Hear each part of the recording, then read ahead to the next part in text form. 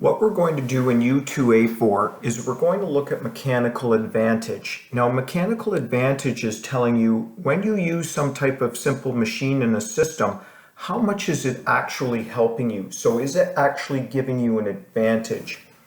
So the first thing we have to do is get some definitions down, and the first one is work. Work must be done to move any object. So a simple machine can help with work. Work is defined as the force that's exerted. So if you're moving something, the force that you exert and the distance you move it. By definition, you cannot do work if an object does not move. So if you push on an object, you're not doing work until it starts to move, and you can measure that distance. Now, the unit when we measure work is joules. And if I told you that something took 10 joules of work, that would mean nothing to you. Like if I told you that the temperature went up 10 degrees, you'd understand that. But 1 joule would be equivalent to like lifting a 2 kilogram weight up about 1 meter. That would be about what 1 joule of work is. Now, mechanical advantage describes how a machine makes it easier to move an object. And we have two different measurements here. One of them is called actual mechanical advantage. And this takes into consideration that the system's not perfect and we lose some of our advantage to things such as friction. So if we have a lever that we're going to push down on and we have a load, if you take the force of the load divided by the force of the effort, that would give you the actual mechanical advantage.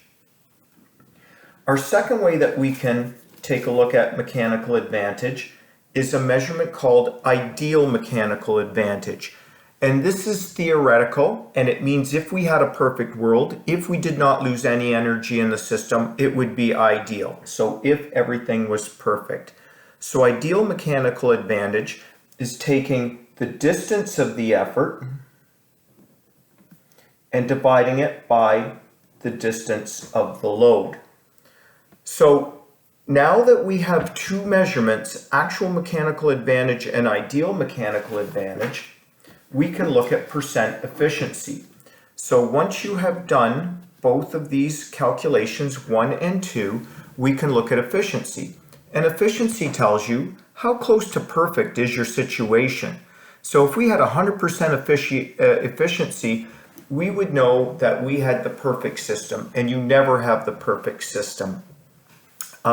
Just as an example, if our AMA was 4 and our IMA was 5, and we times that by 100, we would have 80% efficiency. I think in any world, if we can get 80% efficiency, we're doing pretty darn good. If your efficiency is lower, you might want to work or look at ways of tweaking your system.